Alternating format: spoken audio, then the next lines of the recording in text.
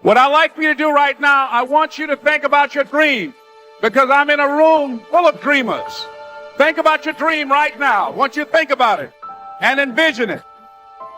Now, ladies and gentlemen, let me share something with you. I do not believe that any of us have dreams that were not given to us for the purpose of accomplishing those particular dreams. And I want to share something with you that has changed my life. I started out, as was indicated by Jack, it's very humble beginnings. I don't know what that dream is that you have. I don't care how far-fetched it might appear to be. I don't care how disappointing it might have been as you've been working toward that dream. But here's what I know, that that dream that you're holding in your mind, that it's possible. Let's say that together, please. It's possible. See, sometimes we can't say, I can do that. But what we can say, that it's possible that I can have my dream as we run toward it, as we work on it day in and day out.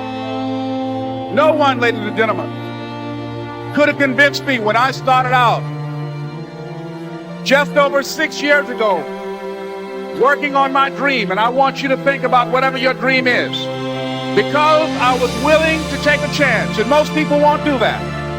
Most of the people that you talk to try and bring them into the business, these are not risk takers. Most people have done all that they're ever going to do. They raise a family, they earn a living, and then they die. But people who are running toward their dreams, life has a special kind of meaning. I came back the next day like I was seeing him for the first time. I said, hello, Mr. Butterball, how are you? He looked at me with rage. He said, go get me some coffee. I said, yes, sir. And I went to get him some coffee. After a while, I would give them lunch and dinner, and I would go in the control rooms and take the disc jockeys their food, and I would not leave until they would ask me to leave. Then they started trusting me to pick up entertainers that came to town. Entertainers like the Four Tops and the Temptations and Donna Ross and the Supremes.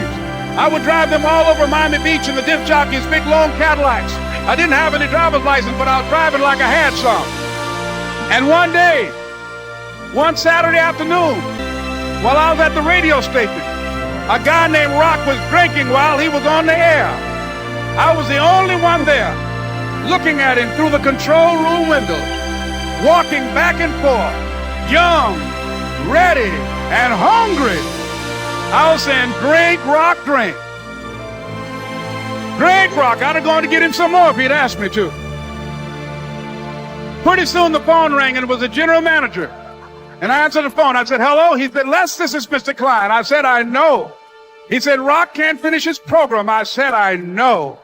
He said, would you call one of the other DJs in? I said, yes, sir. I hung the phone up. I said, now he must think I'm crazy. I called my mom and my girlfriend, Cassandra. I said, y'all turn up the radio and come out on the front porch. I'm about to come on the air. I waited for about 20 minutes. And I called him back. I said, Mr. Klein, I can't find nobody. He said, young boy, do you know how to work the controls? I said, yes, sir. He said, go in there and don't say nothing here. I said, yes, sir.